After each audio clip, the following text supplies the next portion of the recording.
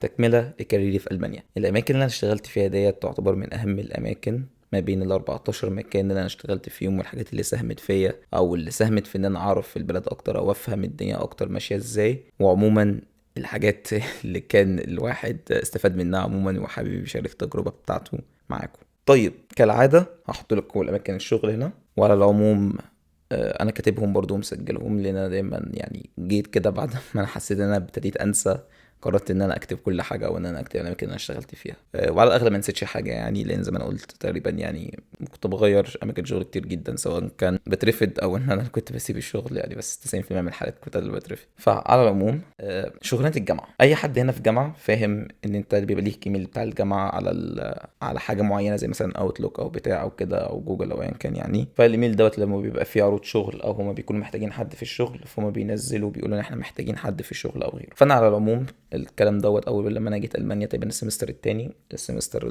او بدايه السمستر الصيفي. وعلى العموم السمستر الصيفي بيبتدي مثلا اخر اتنين بدايه تلاته يعني، حاجه في الرينج دوت يعني، فما اختلفناش كتير. فبدايه السمستر الصيفي او في فتره الامتحانات بتاعه الشتاء كانوا محتاجين حد في حاجه اسمها استا ديت زي اتحاد الطلبه بتاع المانيا او اتحاد الطلبه يعني بتاع في الجامعه في المانيا هنا. فكانوا محتاجين حد يبقى البي ار اللي هو البابليك ريليشنز، وده بيبقى مسؤول عن زي ما الاسم يعني العلاقات العامه بتاعه الجامعه، لكن مش العلاقات العامه بالظبط، هي الموضوع اشبه بان انت بتمانج السوشيال ميديا بتاعه الجامعه عموما يعني، البوستس وبتاع والكلام دوت الديزاين كل الكلام ده. فانا يعني كان عندي خبره في الموضوع دوت، فقدمت بعد طبعا يعني قصه لطيفه يعني ان انا كنت ده خارج مجال دراستي تماما، ودي حاجه انا كنت متعلمها من مصر زي ما انا قايل قبل كده في الفيديو بتاعي. وكان معايا ناس من الجامعه وبيدرسوا في الديزاين او بيدرسوا في تخصصات الديزاين، لكن على العموم يعني الحمد لله انا اللي خدت الشغلانه، لانهم كلهم كانوا داخلين يدرسوا فاكرين ان هم هيتعلموا الديزاين في الجامعه،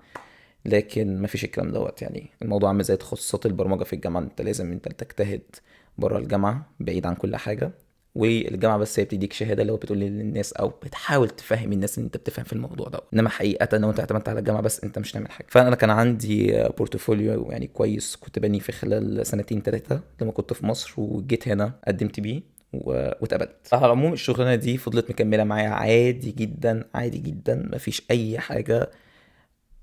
تقريبا سنة سنتين يعني، كنت خلاص بقفل في السنة التالتة لحد تقريبا نص أكتوبر أو نوفمبر اللي فات 2023 لما اضطريت إن أنا أقدم استقالتي. دي الشغلانة الوحيدة اللي أنا قدمت فيها استقالتي بكل إرادتي بكل حاجة، ما حصلش ظرف زي إن ما عادش في شفتات بتنزل أو كل الكلام ده يعني. هشارك معاكم الموضوع ده دلوقتي. قدمت استقالتي لأن كان الموضوع ليه علاقة بقضيتنا، قضية فلسطين، فكانوا طالبين مني حاجات وانا الحاجات دي ما هيش متوافقة مع معتقداتي عادي جدا يعني، انا حر. برضه انا حر ان انا اقدم استقالتي، فقدمت استقالتي قلت لهم يعني معلش الموضوع ده بره عني يعني. فدي كانت من الحاجات اللطيفه، من الحاجات البسيطه جدا، ودي تعتبر من الشغلانات اللي انا اول مره اشتغلها وانا بستخدم اللابتوب بتاعي، بس بستخدم اللابتوب برامج الديزاين كل الكلام دوت. ودي من كانت الحاجات التجربه الاولى اللي انا حسيت بيها يعني ان انت ممكن تمسك اللاب بتاعك تروح اي مكان تسافر اي مكان وانت لسه عندك الشغلانه بتاعتك، الفلوس بتنزل لك في حسابك البنكي كل الكلام ده، مش محتاج غير انك تفتح اللاب بتاعك وتشتغل وبس كده. فلوسها ما كانتش كتير خالص، كان حوالي كان في البدايه 180 185 يورو في الشهر، بعد كده بقت 212. ستيل مش كتير خالص، لكن كانت حاجه على جنب كانت كويسه. جه بقى بعديها ان انا عرفت بسبب الشغلانه دي ناس اكتر، وانا هعمل عموما فيديو معين عن الموضوع دوت اللي هو النتورك، ان هو ازاي حاجه زي النتورك مهمه جدا جدا في انت تعرف توصل او تعمل حاجه في حياتك عموما. الموضوع ملوش علاقه بيك، الموضوع دايما بيبقى ليه علاقه انت عارف مين. المهم بسبب الشغلانه دي كنت عرفت ناس كتير، وكان من ضمنهم واحد كان شغال في مكان تاني في الجامعه برضو، لكن في سكشن تاني او في قسم تاني ملوش علاقه عموما بالشغلانه دي. الشغلانه دي بالمناسبه ما كنتش محتاج فيها الماني تماما، وزي ما انا قلت انا قعدت فيها 3 سنين، لان زي ما احنا قلنا برتب الشغلانات بناء على 4 كرايتيريا من الفيديو اللي فات. اول واحد انا لقيت الشغلانه دي ازاي، تاني حاجه انا قعدت فيها قد ايه، تالت حاجه المرتب، رابع حاجه مستوى الالماني. لو ما هتعرفش انا بتكلم فيه فارجع في الفيديو اللي فات. فبكل بساطه يعني دي كده كل المعلومات عن الشغلانه دي. الشغلانه بقى اللي بعديها انا لسه زي ما انا، الكلام ده كان في السمستر التاني، لسه برضو الالماني بتاعي ضعيف او مثلا A2 اللي هو يعني اعرف اتعامل بس مش شغل تماما يعني، مش شغل خالص، او مش شغل مكتبي، يعني شغل مكتبي ده مستوى تاني. كان في شخص شغال في مكان، وكان المكان ده في الجامعه ومحتاج الماني. كان اللي هو حاجه اسمها ويلكم سنتر او توتر. يعني توتر اللي هو يعني واحد بيرد على الايميلات بتاعت الناس اللي عايزين يقدموا على الجامعات وكل الكلام دوت. فيعني انا بالنسبه للجامعه بتاعتي كنت انا المسؤول ان انا ارد على الايميلات ديت، وبرضه صناعه المحتوى والكلام ده، لكن كان تلات ارباعه بالالماني. فالمهم لقيت الشغلانه قدامي، ويعني وانا حبيت فكرتها جدا، لكن انا لسه ما بعرفش اتكلم اللغه. انا دايما عندي مبدا، لما حد مثلا بيبعت لي على الانستجرام مثلا بيسالني على حاجه ويقول لي مثلا ابعت لي الجامعه دي اسالها على الموضوع دوت او كده، انا بالنسبه لي لو الموضوع مش هيكلفك فلوس فانت ليه ما تعملوش؟ يعني ده لو هو ايميل يعني ابعت الايميل وخلاص. يعني هو مش اخر الدنيا، مش اخر الدنيا حرفيا. لو الموضوع مش هيعود عليك بخسارة اعمله بس كده. فانا كان برضو الموضوع بالنسبة لي انا ليه ما اقدمش، انا مش هخسر حاجة، فخليني اقدم واشوف كده الموضوع هيوصل بيا لفين او كده. فانا قررت اقدم، وانا لسه ما اعرفش اتكلم الماني، اللي هو انا مش عارف انا هعمل ايه، بس عادي يعني. فحصل بالصدفة ان انا قابلته وان هو كان شغال هناك، فجالي كده يعني فضول، اللي هو قلت له يعني تفتكر اسئلة الانترفيو بتاعك كان ايه؟ قال لي مش فاكر حقيقة، يعني اللي هي الحاجة بتاعت تقدم نفسك وبتاع وكل الكلام دوت، بس انا مش فاكر حاجه، انا شغال من سنتين. قال لي بس في واحد صاحبي او زميلي لسه مقبول من شهرين، هسأله لك. وهو سأل لي صاحبه وقال له على كل أسئلة الانترفيو. رحت جاي رايح مترجم الأسئلة ديت ألماني، وحاطط الأجوبة بتاعتها عادي جدا برضه حاططها ألماني، وقعدت احفظ الاسئله كلها، الاسئله بالاجوبه بتاعتي. اللي هو انا لسه ما اعرفش الماني، بس انا قعدت احفظ زي ما كانك بتحفظ اي حاجه، لو انت مش فاهمها بس انت تحفظها وخلاص. اللي هو حرفيا اللي هو صم الحاجه وخلاص. فحصل ورحت بعديها الانترفيو بتاعي، وحصل بقى المضحك ان انا مش فاهم هي بتقول ايه. اللي هو يعني انا عارف مفتاح الجمله، او انا عارف ان هي لما هتقول كلمتين في الجمله انا عارف ان هي قصدها السؤال ده، فمش عارف ايه كده مثلا فرشتله او مثلا ايا كان. فلو انا عارف ان هي مثلا بتقول لي ايه قدم نفسك، وانا حافظ قعدت بقى كر مش عارف تقولي كذا كذا كذا مثلا التخصص بتاعك مثلا، وتقول اسمه مثلا، او تقول اسم الجامعه او اسم مثلا مصر او كده. اللي هو افهم ان هي مثلا اللي هو انت اللي بتدرس اللي انت بتدرسه، او انت حاجه من الكلام دوت، او ايه كان مثلا يعني الحافز بتاعك لسفريتك او كده. وانا برضو مجاوب على الاسئله دي وحافظها حرفيا. رحت جاي برضو رد. اللي حصل ان في الاخر خالص يعني يشاء القدر يعني، وجات لي الشغلانه دي، وانا ما اعرفش كلمه الماني، بس كانت الشغلانه دي حافز ليا، ودي تعتبر اول حافز فعلي ان انا اقعد اذاكر اللغه، لان كان فاضل على العقد بتاعي ان هو يتفعل او كده بعد ما انا مضيته شهر ونص او شهرين. اللي هو طب انت جالك الشغلانه وربنا وفقك، بس ما انت ينفعش تروح هناك تشتغل وانت لسه ما تعرفش كلمه واحده الماني في اول، يعني اللي هو الماني بتاعك ضايع خالص. فقررت ان انا لازم اقعد اذاكر في خلال الشهرين دول. وفعلا الواحد كان في الشهرين دول بيقعد كل يوم حرفيا. الواحد ما يعرفش الوقت ظهر من فين، بس زي ما انا قلت قبل كده اللي عايز يعمل حاجه هيعملها ويطلع لها وقت. حصل وان انا قعدت وذاكرت وكل حاجه. ويعني لما دخلت الشغل انا الموضوع كان سهل، يعني ما كانش صعب يعني خالص، ما كانش زي ما انا متخيل. كان بالنسبه لي الموضوع بعبع، هو يعني ممكن واحد يهندله بسهوله. جت برضو بعديها الشغلانه الثالثه، كان ستادي جايدنس، ودي كان برضو نفس الموضوع. الشغلانه التانية بتاعتي بتاعت التوتر اتعرفت فيها على زميل ليا، والزميل ليا ده كان شغال الشغلانه دي مع شغلانه الاستادي جايدنس، فعمل لي توصيه هناك. بعديها مثلا بثلاث شهور مثلا لما البوزيشن اتفتح، وبسبب التوصيه بتاعته عرفت ان انا اتقبل في الشغلانه الثالثه في الجامعه. فده حرفيا الموضوع عامل زي في حاجه اسمها السنوبول افكت، اللي هو انت بتاخد الحاجه وبسبب الحاجه دي بتعمل حاجه احسن، بعد كده تعمل حاجه احسن، او تعمل حاجه تانية تانية تانية تانية، بس لازم كله بيبتدي بالحاجه الاولى. اسمه السنوبل افكت، لان الموضوع ما زي كرة التلج الصغيرة لما بتدحرجها من على جبل تلج، الكرة دي بتفضل تكبر تكبر تكبر تكبر لحد ما توصل للاخر خالص. ده نفس الموضوع بالظبط، هو اسمه سنوبل افكت، لان انت الواحد عرف ده، فده عرف ده، فده عرف دوت، فده عمله توصية هنا هناك كل الكلام دوت. دي كانت الثلاث شغلانات بتوع الجامعة. قعدت فيهم هما الثلاثة كلهم على بعض، الثلاثة سوا يعني مهندلهم حوالي 7 شهور او 6 شهور. لكن كان في شغلانة منهم زي ما انا قلت بتاعة اتحاد الطلبة ديت، او بتاعة السوشيال ميديا دي اللي انا اكتر حاجة طولت فيها. دي تقريبا قعدت زي ما انا قلت 3 سنين تقريبا، يعني من 2021 اخر 2021 لحد بداية 24. الشغلانتين التانيين كانوا بيدفعوا المينيمم ويدج وقتها من سنة، يعني حوالي في حدود 12 يورو ده قبل الضرايب. لكن برضه ما كملتش فيهم للأسف، بسبب يعني الشغلانة التالتة اللي هي بتاعت الاستادي جايدنس دي كنت أنا السبب. يعني أنا دي كانت غلطتي دي، أنا شايل كل حاجة. أنا لو أنا بعترف أتحمل الفورة كلها تمام. دي بسبب إن أنا ما كان وقتها سمستر تقيل عليا، السمستر الصيفي. وانا برضو قايل الموضوع ده في فيديو قبل كده، ان انا كنت واخد تلات ارباع المواد بتاعت الجامعه. فانا في السمستر ده للاسف ما كنتش فاضي ان انا احط وقت كتير في الشغلانه ديت. وكانت المديره بتاعت الشغل صح، مديره الشغل دي هتعمل عنها فيديو واحد لوحده تمام. بس علمتني حاجات كتير جدا جدا جدا يعني بصراحه، لان كانت شخصيتها صعبه جدا. فكان الواحد لما كان بيتعامل معاها بطبيعته زي ما انا مثلا بتعامل بطبيعتي كده وبتكلم عادي، كنت بروح في داهيه. فاتعلمت بقى من الناس اللي شغاله هناك ان انت لازم تفيك الكاركتر بتاعتك قبل ما تتعامل معاها. يعني هي بتقول لو انت صح تمام خلاص تمام انا مش هعترض، اللي انت شايفاه هو الصح. هتقول مثلا انت رايك ايه، واقول لها انا ما عنديش راي، اللي انت بتعمليه ده 10 على 10. انا ما كنتش كده، كنت عادي اللي هو يعني بقول رايي عادي كل الكلام دوت، لكن اكتشفت عادي الموضوع ده مش هيسلك يعني. فدي كانت يعني زي ما قلت دي لوحدها فيديو الواحد يعني لوحده. الشغلانه التانية اللي هي بتاعت التوتر دي انا اترفدت فيها، او مش اترفدت، ما رضيوش ان هم يجددوا لي العقد. بس كان يعني هو كان الطبيعي يعني 100% ان هم بيجددوا عقد اي حد، بس انا عقدي ما رضيوش ان هم يجددوا، وده كان بسبب غلطه كده. والغلطه دي برضو انا ممكن احمل نفسي الذنب فيها، لان انا حاولت ان انا اتجدعن يعني، اللي هو حاولت ان انا ابقى نشيط هنا هناك اتحرك كل الكلام ده. في الاخر بسبب الحركه الكتير والفرق دوت وقعت في غلطه سخيفه وما كانش ليها لازمه، وكان ميس اندرستاندينج يعني ما بيني وما بين واحده كده كانت كبيره في الشغل، كبيره في السن معايا، ست يعني المانيه عجوزه، وكانت استقصدتني وحطتني في دماغها وبتاع وكده. بس برضه ستيل يعني ممكن احمل نفسي الذنب، لان انا لو ما كنتش عرضت عليها المساعده كان الدنيا هتبقى زي الفل. لو كنت في حالي من جنب الحيطه كل الكلام دوت ما كانش زمان حصل لي حاجه. بس هو ازاي بقى لازم الواحد يبين ان هو اكتف وبتاع وكده يعني عشان يبقى حبوب. لكن برضو دي برضو من الدروس اللي الواحد اتعلمها، ان لو انت مطلوب منك حاجه في الشغل خلص الحاجه المطلوبه منك وما تعملش اكتر منها. يعني ما تتفزلكش، ما تتجدعنش، يعني مش هتستفاد حاجه. لو في حاجه في الشغل مش عليها بونص ما تعملهاش، مش حاجتك او مش التاسك بتاعك، ما تقربش منها. دي كانت من الحاجات اللي انا اتعلمتها عموما يعني. المهم في الفيديو اللي فات انا ذكرت ان كان في مشكله حصلت في الضرايب، وان انا اتنقلت لشريحه ضرايب اعلى، ودي حصلت بسبب شغلانه الجامعه اللي هي شغلانه التانية اللي هي بتاعه التوتر. ده حصل ليه؟ لان انا وقتها كنت شغال في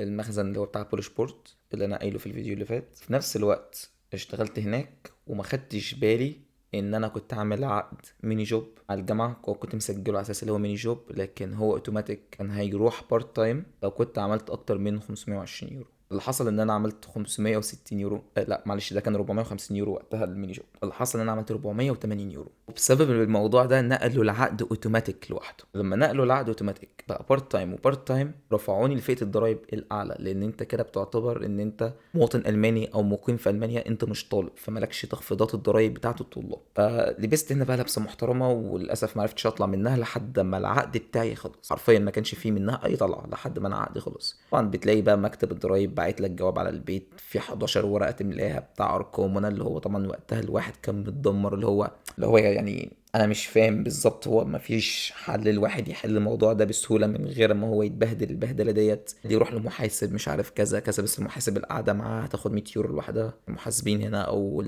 المحامين هنا لما تقعد بس معاهم كده يعني مثلا 50 يورو، اللي هو استشاره بس كده. فكده كان الموضوع مثلا اخد مني بتاع 3 شهور على ما العقد بتاعي خلص. لما خلص وجددته تاني، انا لما الشغلانه رفضت ان هم يجددوا لي العقد كان تقريبا التجديد التالت او الرابع. لكن التجديد الاولاني دوت نجدني الحقيقه، لان هو راستر كل حاجه، فالموضوع اسهل بقى بعد كده. النصيحه هنا اللي تاخدوا بالكم منها، ما توقعش عقدين شغل بارت تايم سوا وانت جاي المانيا. لو انت في المانيا وما تعرفش المعلومه ديت، مع انها اعتقد ان معلومه مشهوره جدا دلوقتي، ما توقعش عقدين تالت سايت او عقدين بارت تايم سوا. اخرك واحد ميني جوب واحد بارت تايم. وخلي بالك جدا جدا جدا من الحاجات دي ومن الفلوس اللي انت بتعملها، لان انت ممكن تيجي في شهرين تعمل فلوس كتير، لكن هتلاقي نفسك بتدفع ضرايب كتير جدا. لكن في نفس الوقت لو انت كنت قسمت الفلوس دي على مدار السنه كل شهر ما كنتش هتدفع ضرايب دي. واحد مش عارف، الواحد كان قاعد في مصر لا بيه ولا عليه، لا نفسه ضرايب، لو انتوا عايزين ايه. لكن على العموم هي دي الحياة، especially لو انت جيت هنا في الغرب يعني هتلاقي حاجات زي كده يعني اللي هو ضرايب. بس هي يعني الحياة هنا كلها عبارة عن ضرايب في الغرب. اما امريكا المانيا لو انت رايح فين وانت جاي من فين، هي ضرايب وضرايب بس كده. دي كانت خلاصة شغلانة الجامعة التلاتة دول. التلاتة دول كانوا ما بين التلاتة دول كانوا ما بين شغلانتي في برجر كينج والشغلانة بتاعت المخزن بتاعت بولش بورت. وقفنا في اخر مرة عن الشغلانة بتاعتي في هرمس بتاعت المخزن. هرمس دي اللي هي كانت في مدينة بعيدة عني سيكا اسمها فيلش، دي قريبة من كريفيلد، تحت كده كريفيلد بشوية. وفي آخر الفيديو اللي فات قلت فيه تتباع السريع الا وهو الشغل الموسمي. واللي حصل ان انا بعد ما انا اشتغلت معاهم جه الموسم بتاع ان مفيش شغل خالص، بسبب ان دي كانت الشركة بتاعت توظيف الطلاب. فده معناه ان انت شفتك فليكسبل، انت مش ماضي عقد، انت مش ملزم بعدد ساعات. انت لو ماضي عقد في مكان معين معناها هتخلص ساعتك، هتخلص ساعاتك حتى لو مفيش شغل. وطبعا هيجيبوا لك شغل، مفيش حاجه اسمها انك هتروح مكان مش هتشتغل بسبب ان مفيش شغل. هم هيجيبوا لك شغل، يعني ما اعرفش ازاي بس هم هيجيبوا. اللي حصل ان ما كانش فيه شغل، ما عادش فيه شيفتات بتنزل، كانت الناس كلها بتتخانق على الشيفتات الابلكيشن. وكنا بتاع مثلا 20 واحد 25 واحد، وكان مثلا في مره في اسبوع نزل 3 شيفتات بس. فحرفيا كان على ما الواحد اتك على النوتيفيكيشن دخل الابلكيشن لقى الشيفتات كلها متاخده. ده للاسف خلاني ان انا اروح ادور على شغلانات تانية. ده بقى الواحد حرفيا بيلقط رزقه وقتها، اللي هو مثلا في شغلانه هناك مثلا اجربها، اروح مثلا اجرب الشغلانه دي، في شغلانه هناك اجرب اروح اجرب الشغلانه ديت عموما يعني. ده خلاني بقى رماني فين، رماني في شغلانه في UPS. ودي يعني دي كانت تجربة أسوأ من ما أي حد ممكن يتخيل. لو في قدامك أي شغلانة UPS ابعد عنها. الشغلانة دي مش شغلانة بني آدمية، ملهاش علاقة بيك كإنسان. هتروح هناك تقريبا هتعتل أوزان فوق ال 30 كيلو، اللي هو أوزان مثلا فرنج ال 40 ل 50، اللي هو سياخ حديد وبتاع وكده، هتقعد تعبيها في التريلات وكل الكلام دوت. دي كان شغلانه كارثه بمعنى الحرفي. الشغلانه دي يعني بهدلتني، ما اشتغلتش فيها غير بس اسبوع يعني، ما عدتش اكتر من كده. وكان ما ينفعش الواحد يقعد اكتر من كده، لان انا حسيت كان عندي اصابه في الكتف قديمه، حسيت ان هي هترجع. وانا طولت في اكتر من كده، وده كان هيقعدني بقى ما فيش شغل خالص مثلا ل6 شهور او 7 شهور، وانا وقتها كنت هحتاس بقى اللي هو اعمل ايه. فانا عندي ان انا ابطل شغل لمده شهر، وفي خلال الشهر ده ادور على شغلانات احسن من ان انا اروح اشتغل هناك لمده معينه، بعد كده ان انا يعني اتصاب او اتبهدل والف على دكاتره وكل الكلام دوت وعلاج طبيعي، وفي الاخر ما يبقاش فيه اي شغل. جه بعديها الشغلانه بتاعت زارا، دي كانت من الشغلانات اللطيفه جدا جدا جدا، ودي كانت من الحاجات اللي انا حبيتها جدا. ولو كان في اي امكانيه ان انا استمر وقتها كنت هستمر، بس الواحد ما عرفش يستمر بسبب برضو الموضوع بتاع المواسم اللي انا قلت عليه. شغلانه زارا كانت بالظبط تقريبا 3 4 شيفتات، ما كانش اكتر من كده. كان الواحد شغال في المخزن هناك، لان مستوى الالماني بتاعها ما كانش عالي. UPS بالمناسبه اللي هو انا ما عنديش ريفيو قوي عنها في مستوى اللغه وكل الكلام دوت، لان الموضوع ملوش لازمه يعني، اللي هو يعني ابعد عن الشغلانه ديت، زي بالظبط شركات التنظيف. وفي نفس الوقت هي زيها زي اي مخزن، فبرضه الالماني بتاعها مثلا مش عالي، ممكن زي ما انا قلت على السكيل بتاعنا من 2 من 5 مثلا. لان زارا بقى عكس كده. زارا مثلا كان محتاج الماني كويس، وانا وقتها الحمد لله كنت بقى في خلال مثلا السنه ونص دي عرفت ان انا ابني الماني، ان انا اعرف اتعامل بيه في الحاجات اللي زي كده. كان بكل بساطه زارا مثلا مش الواحد شغال في ان هو يقف في المحل هناك، مع ان انا شايف مش دي مريحه جدا الشغلانه ديت، انك تبقى واقف في المحل مش مريحه. تمام يعني هي اريح من المخازن، علشان يعني انا عارف ان في طلبه كتير شغالين هناك، ولو حد سمع الكلمه اللي انا بقول مريحه ديت مش هيحب الموضوع. بس اريح من المصانع والمخازن، ده قصدي يعني. بس هي مش هو مريحه لانك بتفضل واقف طول اليوم كل الكلام دوت، وبتلم الهدوم كل الكلام ده. ستيل احسن من انت تشيل 30 كيلو او 40 كيلو، ده اللي انا عايز اوصله. بس انك تشتغل في مكان حر موت زي مخبز او بتاع او الكلام دوت. انا كنت شغال في المخزن بتاع زارا. الموضوع بكل بساطه ان احنا بس بنشيل الكاس من على الهدوم، وبنحط تيكت السعر وبنعلقها في الرف المناسب بتاعها، بس كده. هي دي كانت الشغلانه. كان شغلانه ل6 ساعات، ده كان برضو عيب، لكن انا عادي برضو كان مستعد ان انا اتنازل عن العيب ده. عكس شغلانه DHL، انا مرضيش ان انا اتنازل عن العيب ده لانها كانت مخزن. فاللي هو انا ليه اتنازل عن الموضوع دوت؟ لا، انا عايز اشتغل 8 ساعات، لان الموضوع مش مستاهل ان هو حد يضيع لي يومي على 5 ساعات بس، او يحسب لي يوم شغل كامل على 5 ساعات او 6 ساعات بس. انا كان عندي استعداد ان انا اتنازل هنا عشان خاطر شغلنا كانت اروق بكتير جدا. اللي حصل ان الشغلانه زارا دي كانت الشيفت 6 ساعات، كان بيبقى من الفجر اللي هو من الساعه 4 الصبح. ما كانش بعيد عني، وكان الموضوع سهل، ما كانش صعب. لكن ما كملتش فيها لان هما ما كانوش عايزين ناس تاني. الشغلانه دي جبتها عن طريق السين جوب، ده برضو المرتب بتاعها هنا غير كده برضو مرتب الشغلانات التانية. لكن انا كان بالنسبه لي الشغلانه دي لو كان في امكانيه ان انا اطول فيها كنت اطول فيها، كان مفيش في الطيب نصيب. حصل بقى بعديها ان انا اشتغلت في BLG لوجيستكس وزيمنز، ودي تعتبر بقى من النقلات الكبيره جدا. ده الشغل هناك كان نفس بالظبط اللي حصل في شغلانه الجامعه، لكن في 2 بقى. الشغلانه كان محتاجه الماني فلوينت. كنت لقيت اعلان الشغلانه ديت برضو على جوب فالي، كان حوالي المرتب 13 يورو في الساعه نتو. كل اللي حصل ان هي كانت محتاجه الماني فلوينت، لسه ما عنديش الليفل ده. انا بعرف اتكلم، بعرف اتعامل، بعرف اهندل كل الكلام دوت، بس مش في مجال معين سبيسيفيك فلوينتلي لسه. فاللي حصل ان انا كنت كلمت الراجل بتاع الانترفيو، قال لي انت عندك انترفيو، عندك امتحانين هتعملهم قبل ما تتقبل في الشغلانه. اللي هو اوكي طيب تمام. طبعا اول مره بقى ان انا اعمل امتحانات، فقبل ما انا اجيب شغلانه، كل شغلانتي كان وقتها يعني اعلى حاجه كانت بتاعه الجامعه. زي ما انا قلت كان الكيرف الشغلانات بتاعي اللي هو من تحت خالص، اللي هو المصنع كده كده كده طالع شغلانات جامعه، شغلانات مرتاحه، كل الكلام دوت. بعد كده نزلت تاني على موضوع يو بي اس وكل الكلام دوت، وزارة اللي هو برضه مخازن، وطالع تاني بقى انا في السكه وطالع اللي هو امتحان ايه وبتاع ايه وكده. الراجل ما كانش راضي يقول لي اي معلومات، بس هو وقع بلسانه في ان هو قال لي امتحان اسمه الكوفا تيست. جه في مخي اللي هو طيب خلاص تمام ماشي. رحت جاي فاتح الموبايل في ثانية وهو على المكالمة معايا كاتب اسم الامتحان. فل المكالمة تقريبا مفيش ايدج واحدة سيرش في جوجل، لا جوجل ولا ضجو ولا ياندكس. استخدمت كل سيرش انجن ممكن حد يسميه على مستوى الكوكب دوت، ان انا هجيب الامتحان، يعني هجيب الامتحان. فعلا جبت الامتحان. شفت بيتعمل ازاي، ان هو طلع امتحان نص عملي نص نظري، وحفظت كل حاجه، حفظت الاسئله، حفظت كل حاجه ممكن اي حد يتخيلها. اللي هو انا عايز الشغلانه دي، يعني انا عايز الشغلانه ديت. اضافه جامده جدا جدا جدا في حياتي ان انا اشتغل حاجه زي كده. رحت الانترفيو بتاعي. الانترفيو الالماني اللي كان في الجامعه كان خفيف شويه، ما كانش عارف ان انا طالب وانا بدرس بالانجليزي، فاللي هو ايه، خفيفه في الكلام. انا خدت بالي من الموضوع دوت بعد كده قدام، يعني اللي هو ما كنتش مستوعب، كان لسه هي بالنسبه لي بتتكلم بسرعه. ده بقى واحد بقى الماني صرف. هو يعني ما فيش في مخه انت طالب او مش طالب ولا الكلام دوت، يعني هو ما فيش الكلام ده. احنا هنا جايين نشتغل بس كده. بيعاملني معامله المان، اللي هو يعني بيكلمني ما فيش راحه في الكلام، ما فيش فوق، اللي هو انا مش مجمع حاجه.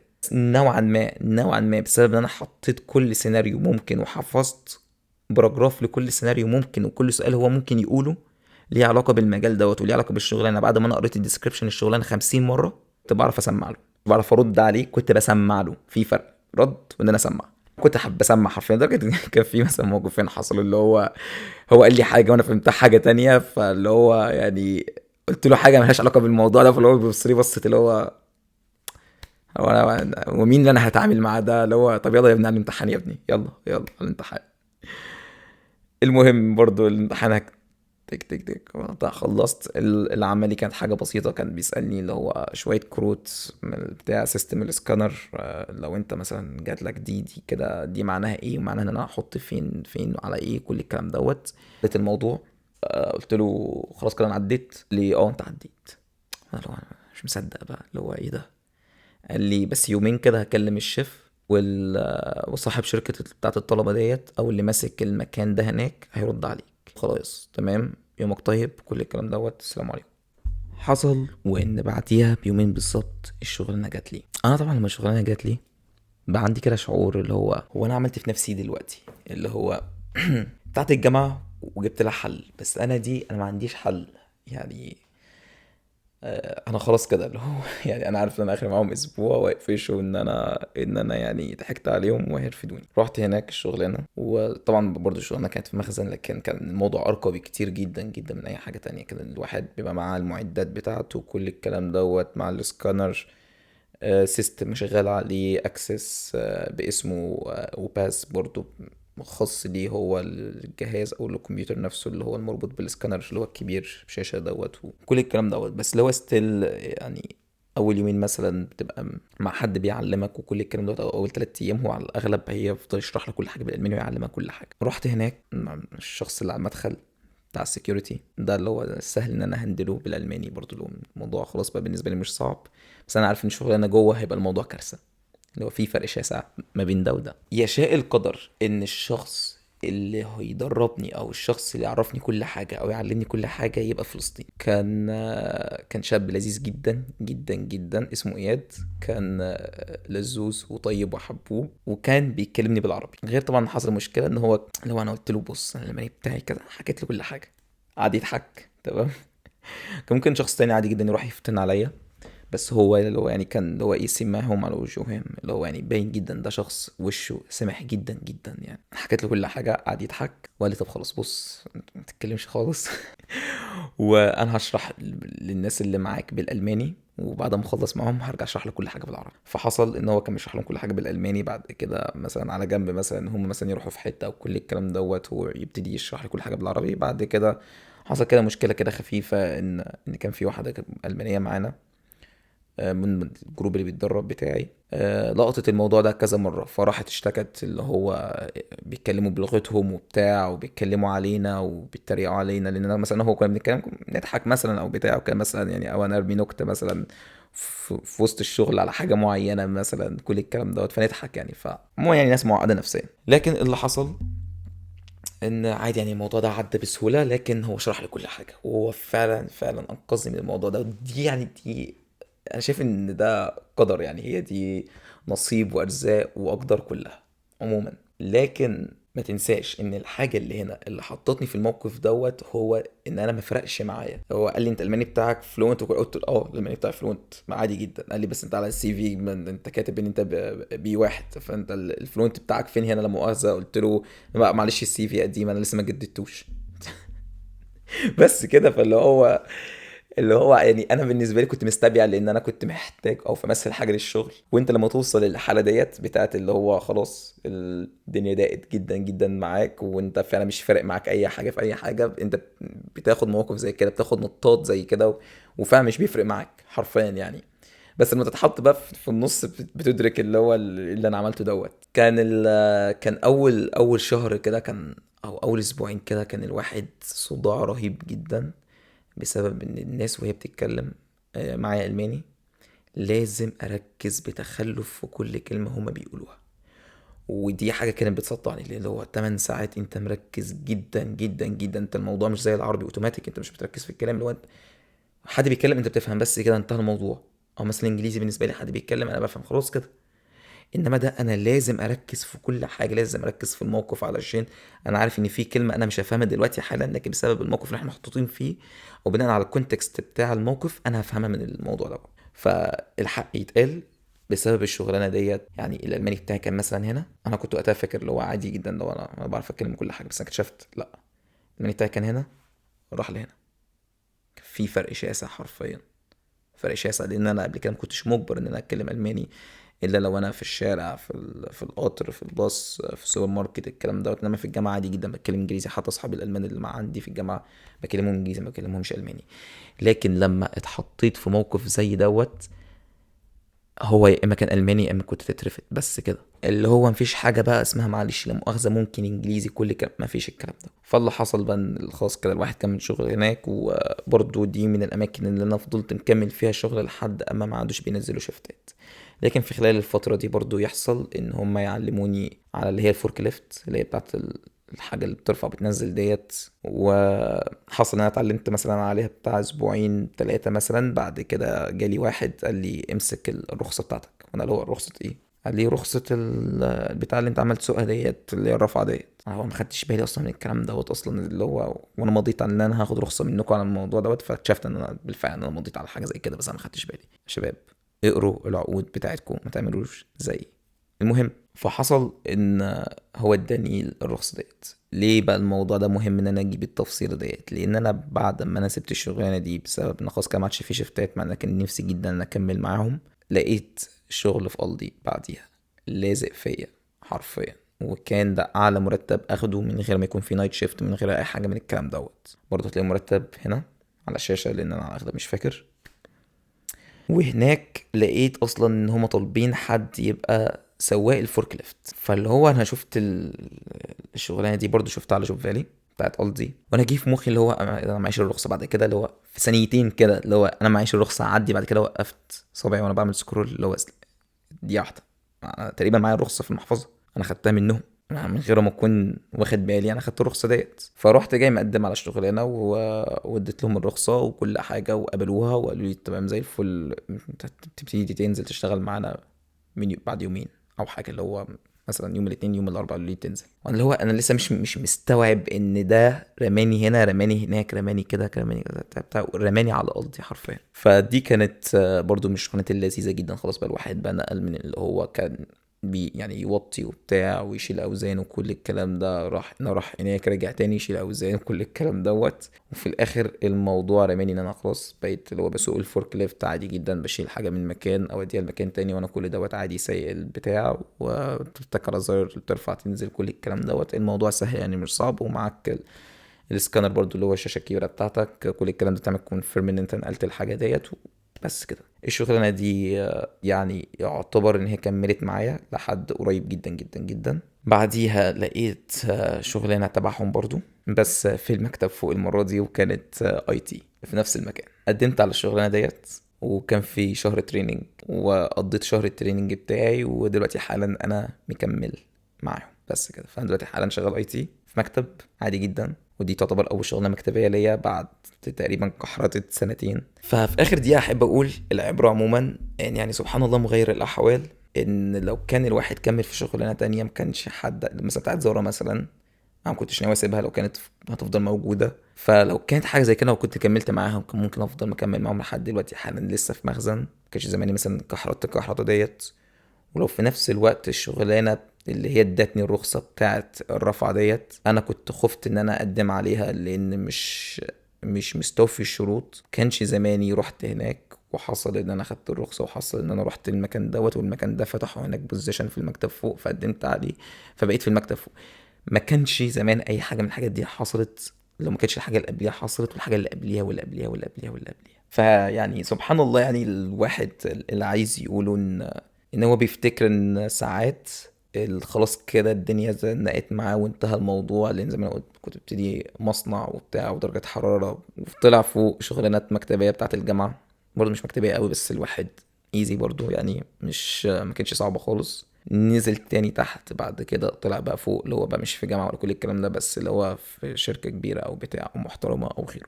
لكن على العموم هي ستيل يعني مش دوام كامل او حاجه من الكلام ده، عشان ما حدش برضه يفتكر ان انا وصلت يعني او كده، لسه يعني الواحد بيبني في نفسه وبيبني في قصته، وان شاء الله مش دي النهايه. لكن ستيل هو شغل طلاب وشغل مريح اكتر من اللي انا تعرضت ليه لما انا جيت. وفي الاخير بس كده، دي كده كانت قصة كاريري كله في ألمانيا من أول ما أنا جيت في مدة حوالي سنتين وشوية.